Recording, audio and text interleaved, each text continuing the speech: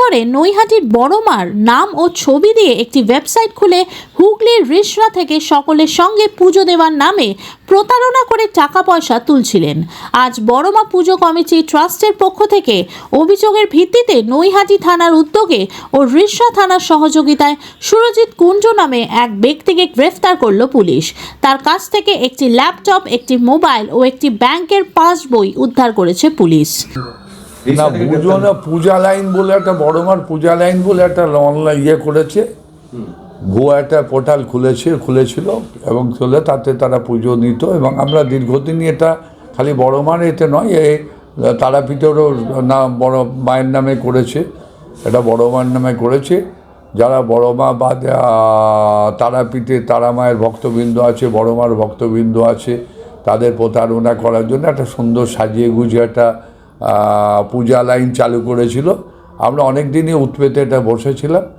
এটা আমরা বড়মার পুজো কমিটির ট্রাস্টি বোর্ডের সদস্যরা সবাই জানতো এবং আমরা আস্তে আস্তে এগুচ্ছিলাম যে এটার বিরুদ্ধে কী ব্যবস্থা নেওয়া যায়। আমরা নৈহাটি থানার সাথে যোগাযোগ করেছিলাম এবং এখানকার যেন সিপি সাহেব আছেন তার সাথেও যোগাযোগ করেছিলাম। একটা কমপ্লেনও আমরা থানায় লঞ্চ করেছিলাম। কিন্তু গতকাল সেটা কবে লঞ্চ করেছিলাম? লঞ্চ করেছিলাম আমরা বোধহয় পরশু দিনের মনে হচ্ছে, আজকে যদি শনিবার হয় আমরা বুধবার দিনে এটা লঞ্চ হয়েছিল। তা সেখানে আমরা করেছিলাম এবং এটা আস্তে আস্তে আমরা মানুষ যে মানে অবাক কাণ্ড হয়ে গেলাম, মানুষ কী করে দেবতাকে প্রতারিত করে এবং লক্ষ লক্ষ টাকা, 5,000, 3,000, 2,000 বিভিন্ন টাইপের পুজো নেওয়া, হোমযজ্ঞর নামে পুজো নেওয়া, এসব করে তোলে এটা চালু করেছিল। তা গতকাল সেটা শ্রীরামপুর থানা এবং নৈহাটি থানা যৌথ অভিযানে গতকাল এটাকে গ্রেপ্তার করা হয়েছে। গ্রেপ্তার করে বোধহয় নিয়ে এসছেও, এরকম একটা ঘটনা। আর যে একটা মানে সুরাহা করা গেল।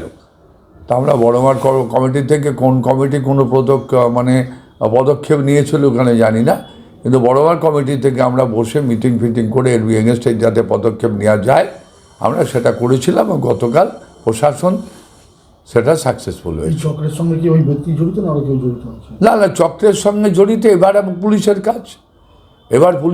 পুলিশ আস্তে আস্তে তদন্ত করে পুলিশের সঙ্গে আর কেউ জড়িত আছে কিনা। তবে একটা দুঃখের বিষয় শুনলাম যে মেয়েটি যারা মানে শুটার, এবার শুনলাম ন্যাশনাল চান্স পেয়েছে, এটা নাকি তার বাবা। হ্যাঁ, বাচ্চা মেয়েটির এটা নাকি শুনলাম বাবা।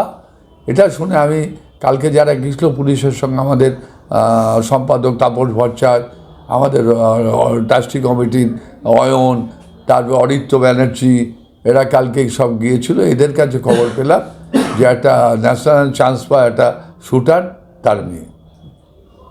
এবং এই যে প্রতারক যাকে বলা যায়, যে দেবতার নামে যিনি প্রতারণা করছিলেন দীর্ঘদিন, এই মেয়েটির বাবা হচ্ছেন তিনি।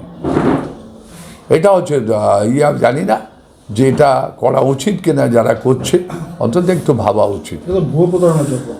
একটু ভুয়ো প্রতারণা চক্র তো সব জায়গায় আছে।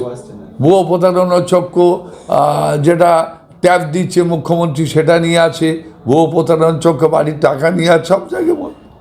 শুনুন, একটা জিনিস আমরা জানি, এই মোবাইল এটা বিজ্ঞান যতটা মানুষের কাছে আশীর্বাদ, বিজ্ঞান ততটা মানুষের কাছে অভিশাপ।